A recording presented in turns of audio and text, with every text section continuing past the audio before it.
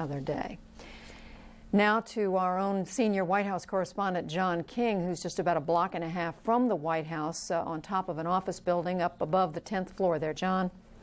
Judy, a few quick bits of information. As we have been reporting, the president is on his way back to Washington, and we can now say definitively that when he arrives in Washington, he will address the American people tonight. I am told by sources plans are for an address from the White House. The target time, 9 p.m. That could be moved up a little, but 8 or 9 p.m. we are now told is the target time. But for now, the administration will not confirm that the address will be broadcast from the White House. There have been security concerns throughout the day. We see now on the grounds of the White House, which was evacuated hours ago, some bomb-sniffing dogs and other security personnel securing the area around the White House. But we are told by administration officials the president will be back in Washington shortly and will address the American people tonight. And as we reported a bit earlier, congressional leaders who also, as part of the protocol, the emergency evacuation protocol, were taken to secure locations themselves outside of Washington. The bipartisan congressional leadership also making its way back to Washington, and it will deliver statements, the 4 leaders from the steps of the Capitol tonight as well. All of these designed to offer signs of reassurances to the American people that their government is up and running at this time of great tragedy. I want to add one other bit of information. A lot of lawmakers trying to get briefings from Capitol Hill police, from administration officials, from the CIA and the FBI and others. We are told that in those briefings there has been some speculation, and again the law enforcement officials saying this is just speculation at this moment, that plane that crashed outside of Pittsburgh may have been heading toward Washington. In those briefings, I'm told by several sources, 3 potential targets were listed. 1, the presidential retreat at Camp David. 2, the White House. And 3, the United States Capitol building. Again, though, lawmakers and other officials being given those briefings told that is speculative, but based on the flight paths and everything else we've seen unfold on this tragic day, that law enforcement officials believe at this moment that the potential targets for that plane, which crashed outside Pittsburgh, were perhaps Camp David, perhaps the White House behind me, or perhaps the United States Capitol. Judy? John, and we can only imagine the struggle that must have gone on board that aircraft in the cockpit or wherever in order to keep the plane from going where the people who wanted to bring it to Washington, they were obviously prevented from reaching their target. Air travel throughout the United States, domestic air travel, has been shut down today since these terrible accident incidents in New York City and here in Washington.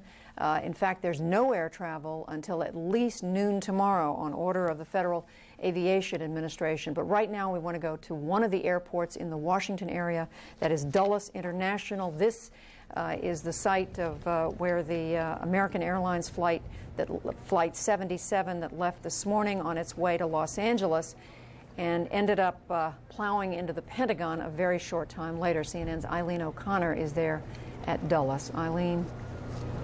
Well, there has been some activity here, Judy. The FBI has arrived, and they have been seen going in and out of the building. They brought some equipment in to check through the building. We do know from airport personnel and the airport authority that both National and Dulles are shut down till 11 o'clock at least tomorrow morning, but also that they immediately implemented an emergency drill procedure. And that means that they called in all of their police, and they have their own police force and their own fire personnel, and they also have all of their operational staff here at the airport. They are securing the airport. You can see actually behind me, they have actually erected barricades, concrete barricades, with some of these forklifts. Have been operating over the last hour, erecting these barricades. Also, there's barricades right now in the entrances to the airport to prevent anyone from coming back here. As you also said, United and American Airlines, obviously they are the ones that lost flights. They have been issuing statements saying that they are trying to help the families, both of these airlines issuing statements. They've also said that they have accounted for all of their other flights and that they are all safely on the ground. They want to make sure people know that. And they also say that they will do everything they can to make sure that their customers, the people who were traveling, are comfortable until they can fly on to their destinations. Judy? And Eileen,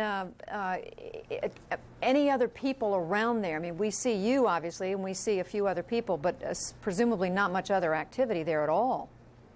No, and they have actually tried to stage some of the, obviously there are relatives, concerned relatives, from the American flight that took off from this morning. And we are being told by airport authorities that they are trying to send those relatives over to a nearby hotel and to try to give them information.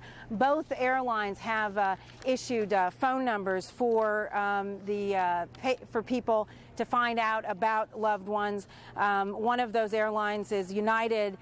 Their number is 800-932-8555. But they are saying that people should stay away from the airports. These airports are shut. Again, they're under emergency procedures.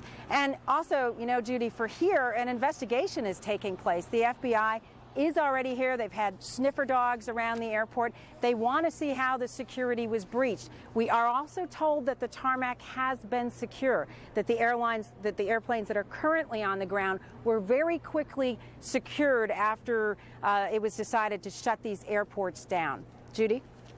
Eileen, just reiterating, there were 8 cities in the United States involved with these aircraft that plowed into the Trade Center building complex, into the Pentagon, and then into the ground in Shanksville, Pennsylvania, south of Pittsburgh. 2 planes took off from Boston, 1 from Newark, 1 from Dulles near Washington, where you are. 3 of those flights were headed for Los Angeles, 1 for San Francisco. Of course, none of those flights reached their intended destination. Now back to Aaron in New York. Judy, thank you. It is, I know for many of you around the country, you are making your way home. You have not necessarily been with us all day long. Life has gone on, I suppose, with TVs on in most offices, but life has gone on. I just wonder if we can take a shot of the building behind me, the World Trade Center building, and just take a moment to try and absorb, not with the facts, not with the pieces of information, but just look at that scene and think about what happened today. There were 50,000 or so people who came to work on a beautiful late summer morning here in New York, in those 2 towers that are now gone. These are people with families, with children, people who had offices and have them no more, people whose lives are forever changed. And it happened in a space of very few minutes. 8:48 this morning it began. A few minutes later, at about 9:08, a second plane zoomed towards the unhit tower, the second tower. You see it in the lower part of your screen. And it just slices that tower in half. If we can re-rack it and show it again so you'll know where to look, you'll see the plane first in the lower left side of the screen coming at it, and there it goes.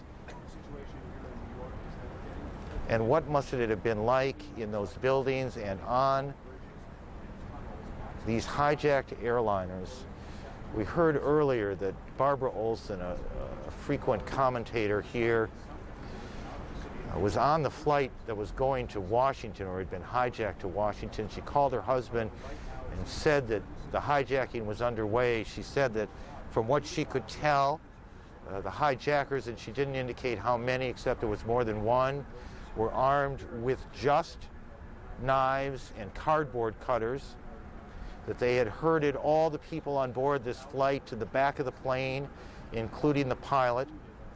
And she asked her husband, the Solicitor General, Ted Olson, who many of you will recall argued the post-election case before the Supreme Court, said to her husband, "What do I do?" And shortly after that, that plane with Ms. Olson and many more crashed at the Pentagon. General Wesley Clark joins us from Little Rock. General Clark has been with us a number of times today. General, I wonder if you will weigh in for a second on this debate or this discussion that has been going on for most of the afternoon here, which is, have we misapplied in some ways intelligence resources, that we have become so infatuated with what we can do with machines and high tech that we have inappropriately, I guess, spent less money, less time, less effort on the down and dirty human intelligence? Well, that's certainly a question that everyone is going to be asking, and it will be asked in official channels, and it will be asked to those who are best in a position to give that answer. My experience with it has been that I've heard this charge now for some 25 years in the intelligence business, and we have put emphasis into not only technical intelligence but human intelligence. But you know, it's very hard to get the kind of specific intelligence that would prevent something like this. Many of these people are members of a family. They come from a specific village, perhaps. Their background is known and vetted. They're carefully controlled. Their movements and communications are monitored. And it's difficult, no doubt, for any intelligence organization, no matter how well it's resourced and how courageous its members, to penetrate an organization like that and give us information. Intelligence is always characterized by a failure to know what you don't know. And I'm sure that we'll make improvements. There are always more things that could be done in the aftermath of something like this. But if there's one single message that comes through to me here, and I think will come through to many others, it's that it's not enough simply to put up the best defenses against terrorism, but that more active measures are no doubt called for, particularly in this case. When you say more active measures, you're talking about proactive? That's right. Preemptive measures. We've known a number of these groups have for a long time said they declared war on the United States. And we have dealt with them, we've fenced with them, we've cooperated with other governments against them, we've chased individuals, we've hauled some into court. But I think that not only do we have to ask ourselves, could we have learned more in this specific case, we have to also ask ourselves, could we have done more if we've been willing to take greater risks, if we've been willing to take more extraordinary measures earlier, to take some of these groups and these individuals at their word that they had declared war on us and they deserved to be taken seriously and they merited some preemptive action. And just perhaps stating the obvious, sir, when you talk about preemptive action, first of all, you got to be able to find the people you're taking the action against. Do we know where the right people are so that if the country is going after these people, they get the right people? Well, I think that's always the problem. And there will always be a certain degree of uncertainty, and there'll be a certain degree of concern about this. The best way to handle any international terrorist organization is to arrest its leaders, present the evidence, and have them tried in a court of law. And that certainly is the way anyone would prefer to deal with this. But perhaps in some cases it's not possible to do that, or it's not possible to do that quick enough. We'll have to ask those questions in the aftermath. It's not simply about intelligence, it's also about acting on intelligence. I mean, ultimately, sir, this is not simply a military or an intelligence question.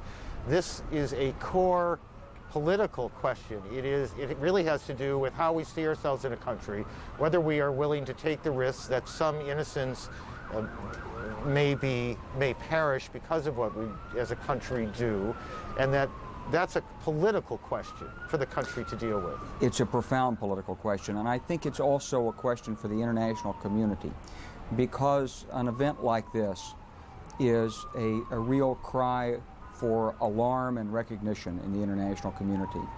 A tragedy like this can happen here, it can happen anywhere. And international terrorism is too dangerous and too ambiguous and too difficult for any single nation to handle by itself. We need strong, reliable support from friends and allies around the world, and I'm sure we'll be asking for it. And clearly one of the things that ought to come from this is not only better U.S. intelligence, it's better sharing of information, pooling of information with our partners in all corners of the globe. General Clark, thanks again for joining us, as you have a number of other times today, and I suspect you will again before the day is out. General Wesley Clark in Little Rock, Arkansas today. Thank you, sir. Thank Judy? You. Aaron, we want to tell our viewers, first of all, that we have just been handed a report from CNN reporter Patty Davis that all international flights have now arrived or will be arriving shortly. Those are flights coming into the United States or Canada. Those are flights that presumably had left their